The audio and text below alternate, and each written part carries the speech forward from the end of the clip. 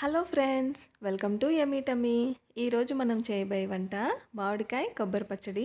చాలా పుల్ల పుల్లగా, కమ్మగా, చాలా టేస్టీగా ఉంటుంది. చాలా తొందరగా కూడా తయారు చేసేసుకోవచ్చు. దీన్ని వేడివేడి అన్నంలోకైనా సరే, ఇడ్లీ, దోశ, టిఫిన్స్లోకైనా సరే చాలా తొందరగా చేసేసుకునే రెసిపీ అండి. చేసే విధానం: ముందుగా మిక్సీ జార్ తీసుకుని అందులో 1 కప్పు కొబ్బరికాయ ముక్కల్ని ఇలా కట్ చేసుకుని మనం వేసుకోవాలి. ఇప్పుడు ఇందులో ఒక అరకప్పు మామిడికాయ ముక్కల్ని కట్ చేసుకుని వేసుకోవాలండి.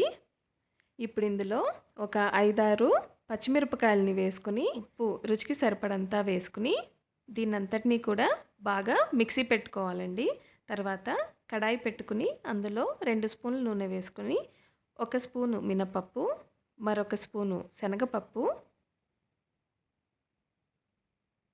తర్వాత 1 టీ స్పూన్ జీరా, ఇంకొక టీ స్పూను ఆవాలు వేసుకుని 1 నిమిషం పాటు దోరగా వేగనివ్వాలండి.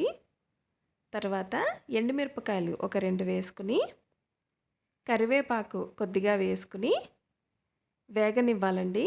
తర్వాత 1/2 టీ స్పూన్ ఇందులో పసుపు వేసుకుని తాలింపు కాసేపు వేగిన తర్వాత మనం తయారు చేసుకున్న మిశ్రమాన్ని ఈ తాలింపులో యాడ్ చేసి బాగా కలుపుకోవాలండి.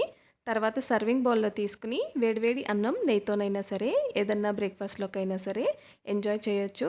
ఇది మీరు కూడా ట్రై చేసి మీకు ఎలా కుదిరిందో కమెంట్ బాక్స్లో చెప్పండి. వీడియో నచ్చితే లైక్ చేసి సబ్స్క్రైబ్ చేయండి.